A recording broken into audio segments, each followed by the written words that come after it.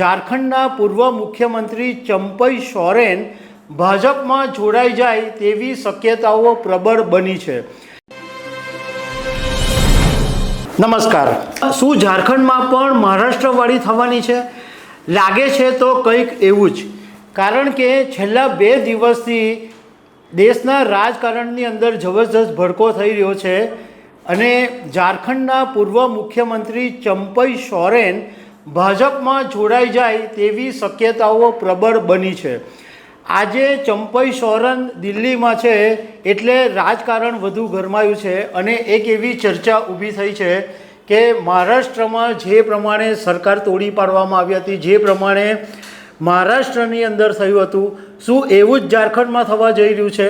તો આ ટોપિક વિશે હું તમારી સાથે વાત કરીશ। મારું નામ રાજેશ શાહ છે અને તમે જોઈ રહ્યા છો ખબર છે.com। દર્શક મિત્રો, રાજકારણના જાણકારોનું કહેવું એમ છે કે ભારતીય જનતા પાર્ટી કોઈ પણ સરકારો હોય એને તોડી પાડવામાં માહિર છે।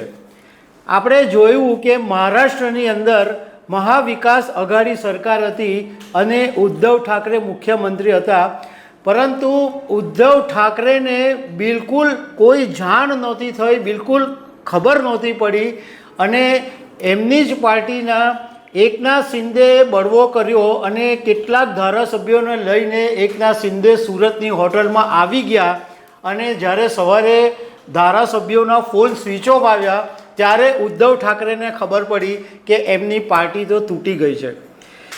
એ પછી શરદ પવારની એનસીપી છે એને પણ ભાજપે તોડી પાડી।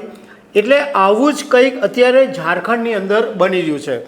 ઝારખંડની અંદર જાન્યુઆરી 2025માં વિધાનસભાનો કાર્યકાળ પૂરો થવાનો છે, એટલે ઝારખંડની અંદર નજીકના દિવસોમાં ચૂંટણીની જાહેરાત થઈ શકે છે।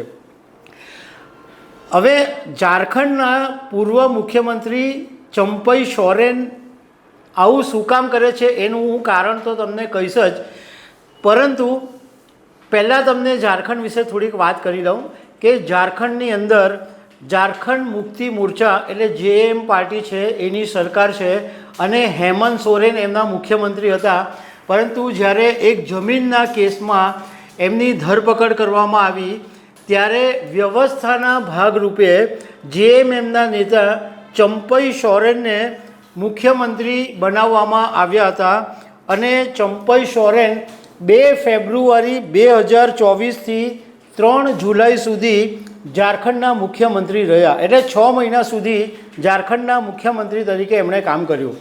એ પછી હેમંત સોરેનને જામીન મળી ગયા એટલે આવતાની સાથે એમણે ફરીથી દરખાસ્ત કરી અને પોતે સરકાર રચવાનો દાવો કર્યો અને ફરીથી એક વખત ઝારખંડના મુખ્યમંત્રી હેમંત સોરેન બની ગયા।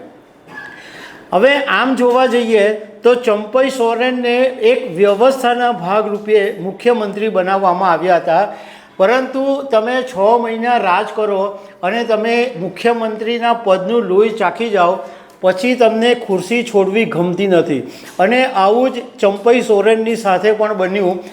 હેમંત સોરેને આવીને માંગણી કરી કે ભાઈ ખુરશી ખાલી કરો, એટલે ચંપઈ સોરેનને આ ગમ્યું નહીં, એટલે ચંપઈ સોરેન નારાજ થયા અને એની નારાજગીનો ભાજપવાળા લાભ ઉઠાવી રહ્યા છે એવું જાણવા મળ્યું છે। હવે જ્યારે ગઈકાલથી એવી વાત ઉડી છે કે ચંપઈ સોરેન ગમે ત્યારે લગભગ 6 ધારાસભ્યોની સાથે ભાજપમાં જોડાઈ શકે છે અને ભાજપના કેન્દ્રીય નેતા અને કૃષિ મંત્રી શિવરાજસિંહ ચૌહાણ એમના સતત સંપર્કમાં છે અને સૂત્રો પાસેથી બીજી એ વાત પણ જાણવા મળી છે કે શનિવારે ચંપઈ સોરેન જ્યારે કોલકાતાની એક હોટલમાં રોકાયા હતા ત્યારે ભાજપના નેતા શુભેન્દુ અધિકારી સાથે પણ એમની મુલાકાત થઈ હતી। હવે કોઈ બી કારણ વગર એમને એમ તો ચર્ચા ઊભી થાય નહીં, કંઈક તો આગ લાગી હશે તો જ આ વાત ઉડી છે। હવે ચંપઈ સોરેનની ભાજપમાં જોડાવાની શક્યતા કેમ ઊભી થઈ એના આપણે જો કારણ જોઈએ તો એમણે પોતાનું જે ટ્વિટર પર પ્રોફાઇલ છે એમાં જેએમએમનું નામ એમણે હટાવી દીધું છે। બીજું કે જ્યારે પત્રકારોએ ગઈકાલે એમને સવાલ પૂછ્યા ત્યારે એમણે ભાજપમાં નથી જ જવાના એવું વાત નહોતી કરી. મતલબમાં જે ચર્ચા ચાલી રહી છે એને એમણે રદિયો નહોતો આપ્યો, ખાલી એક સ્માઇલ આપીને પત્રકારોને એવું જ કહેતા રહ્યા કે મુझे कुछ पता नहीं है, मैं तो आपके सामने हूँ, આવી બધી વાત ચંપઈ સોરેન કરતા રહ્યા. અને પત્રકારોએ એમને એમ પણ પૂછ્યું કે શું તમે દિલ્હી જવાના છો? તો કે અભી તો મેં નહીં જા રહા હું, અભી તો મેં ટાટા કી ઓર જા રહા હું, એવી એમણે કંઈ વાત કરી. પરંતુ આજે રવિવારે ચંપઈ સોરેન દિલ્હી પહોંચી ગયા છે અને દિલ્હી એરપોર્ટ ઉપર એમણે મીડિયાની સાથે વાત બી કરી છે કે મેં તો अपने નિજી કામ છે દિલ્હી આવ્યા હું. ગઈકાલે તો ના પાડી પત્રકારોને, આજે એમ કીધું કે નિજી કામે હું દિલ્હી આવ્યો છું. બીજું, ચંપઈ સોરેનની ભાજપમાં જોડાવાની એક શક્યતાનું મજબૂત કારણ એ બી છે કે ઝારખંડના એક ધારાસભ્ય છે લોબિન હેમ્બ્રોમ. આ ધારાસભ્ય એવા છે કે જે છેલ્લા કેટલાક સમયથી ભાજપની સાથે સીધા સંપર્કમાં છે અને લોબિન તો એક આજકાલની અંદર ભાજપમાં જોડાઈ જ જવાના છે. આ લોબિન હેમ્બ્રેમે એક દિવસ પહેલાં ચંપઈ સોરેનની સાથે મુલાકાત કરી હતી. બીજું એક કારણ એ બી છે કે જે ધારાસભ્યો ચંપઈ સોરેનની સાથે છે એ બધા જ ધારાસભ્યોના ફોન સ્વિચ ઓફ આવે છે, કારણ કે ઝારખંડ મુક્તિ મોરચા માટે આ એક મોટો ફટકો છે. જો ચંપઈ સોરેન ભાજપમાં જોડાઈ જાય તો ઝારખંડ મુક્તિ મોરચાના બધા નેતાઓ ધારાસભ્યોનો સંપર્ક કરી રહ્યા છે, પરંતુ બધા જ ધારાસભ્યોના ફોન સ્વિચ ઓફ આવી રહ્યા છે. બીજું એક કારણ એ છે કે જ્યારે ચંપઈ સોરેન મુખ્યમંત્રી પદ છોડ્યું એ પછી ભાજપના બધા જ મોટા નેતાઓ ચંપઈ સોરેનના મોં ફાટ વખાણ કરી રહ્યા છે. આસામના મુખ્યમંત્રી હેમંત બિસ્વા, શિવરાજસિંહ ચૌહાણ બધા જ વખાણ કરી રહ્યા છે કે હેમંત સોરેને 6 મહિનામાં બહુ ફાઇન કામ કર્યું. આ એક કારણ છે. બીજું કે હમણાં તાજેતરની અંદર હેમંત સોરેન એક મીટિંગ જાહેર સભા કરી, એની અંદર એમણે 25 મિનિટ ભાષણ કર્યું. સામાન્ય રીતે હેમંત સોરેન જ્યારે ભાષણ કરતા હોય અને આ ચંપઈ સોરેનના વિસ્તારમાં ભાષણ કરતા હોય ત્યારે ચંપઈ સોરેનનું નામ અચૂક લેતા હોય છે, પરંતુ હેમંત સોરેને આ વખતે 25 મિનિટના ભાષણમાં એક પણ વખત ચંપઈ સોરેનનું નામ નહીં લીધું. એટલે આ કારણોને લીધે એવું માનવામાં આવી રહ્યું છે કે ચંપઈ સોરેન ભાજપમાં જાય એવી શક્યતાઓ પૂરેપૂરી દેખાઈ રહી છે. સૂત્રોનું કહેવું એમ છે કે આજે ચંપઈ સોરેન દિલ્હીમાં અમિત શાહની સાથે મુલાકાત કરી શકે છે. ભાજપની આ એક સ્ટાઇલ છે વર્ષોથી કે કોઈ પણ રાજ્યોના જે નેતાઓ હોય એમાંથી કોઈ મોટા માથાને તોડવાનો હોય તો એની પાછળ 4-5 મોટા માથાઓ પહેલેથી કામ કરતા હોય. એ આખી બધી ગેમ ગોઠવી નાખે અને એ બધું ફાઇનલ થાય પછી અમિત શાહ અને PM મોદી પાસે આખો કેસ જાય અને એ ફાઇનલ થાય એવી આ ભાજપની એક સ્ટાઇલ છે. હવે ચંપઈ સોરેનને ભાજપને શું જ કામ જરૂર પડે એ વાત પણ સમજવા જેવી છે. તો ચંપઈ સોરેન એક તો ઝારખંડના એકદમ સિનિયર નેતા છે અને આદિવાસી સમાજ ઉપર એમની બહુ જબરજસ્ત પકડ છે. એકદમ સાદગીવાળા નેતા છે, ગ્રાઉન્ડ લેવલના નેતા છે અને લોકોની સાથે આરામથી મળે છે એવા નેતા છે. એટલે એમની 14 વિધાનસભા બેઠકો ઉપર પકડ છે.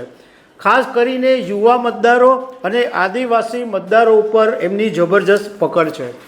હવે ઝારખંડ વિધાનસભાનું સ્ટેટિસ્ટિક પણ જોઈ લઈએ, આંકડાકીય સમીકરણ. તો ટોટલ 82 સીટ છે અને કોઈ પણ પાર્ટીને બહુમતી મેળવવા માટે 42 સીટની જરૂર પડે.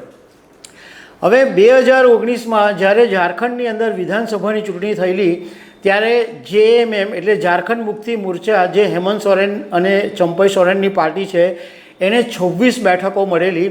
અત્યારે ઝારખંડની અંદર JMM અને કોંગ્રેસના ગઠબંધનની સરકાર છે. એટલે JMM 26 મેળવેલી, કોંગ્રેસે 22 મેળવેલી, ભાજપે 22 મેળવેલી. એ સિવાય બાકીની જે નાની નાની પાર્ટીઓ અને અપક્ષ છે એ લગભગ 8 જેટલા છે કે જે નાના નાના લોકો છે એમણે આ બેઠકો મેળવેલી.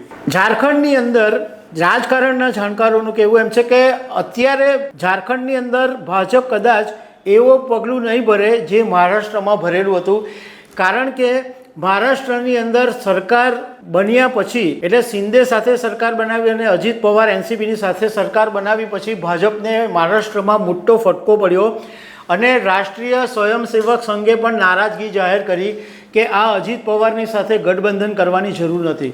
તો કદાચ ઝારખંડની અંદર ભાજપ એવું પગલું નહીં જ ભરે કે હમણાં તાત્કાલિક સરકાર પાડી નાખે અને ચંપઈ સોરેન સાથે સરકાર બનાવે કે એવું કંઈક શક્યતાઓ ઓછી લાગી રહી છે. પણ રાજકારણ છે કશું કહેવાય નહીં, કારણ કે હેમંત સોરેનની પાછળ ભાજપ લાગેલી છે એવું હેમંત સોરેન પણ દાવો કરે છે કે એમને ખોટી રીતના જમીનના કેસમાં ફસાવાયા.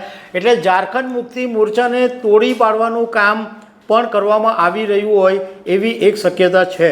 કદાચ એવું બને કે જાન્યુઆરી 2025ની આજુબાજુ જ્યારે ઝારખંડમાં વિધાનસભાની ચૂંટણી થાય ત્યારે આ જે ચંપઈ સોરેન છે એને ભાજપે કદાચ એવી લોલીપોપ આપ્યું હોય કે તમે વિધાનસભાની ચૂંટણી લડો અને તમને મુખ્યમંત્રી બનાવી દેશું અને પછી સાથે સરકાર બનાવીશું કે એવું કંઈક પણ લોલીપોપ આપ્યું હોઈ શકે છે. જે હોય તે, પરંતુ હવે એકાદ બે દિવસમાં ખબર પડશે કે ચંપઈ સોરેન જેએમએમમાં જ રહી છે કે પછી ભાજપનો હાથ ઝાલી લે છે. તો દર્શક મિત્રો, આવી અનેક વાતો સાથે અમે તમને મળતા રહીશું. Thank you very much.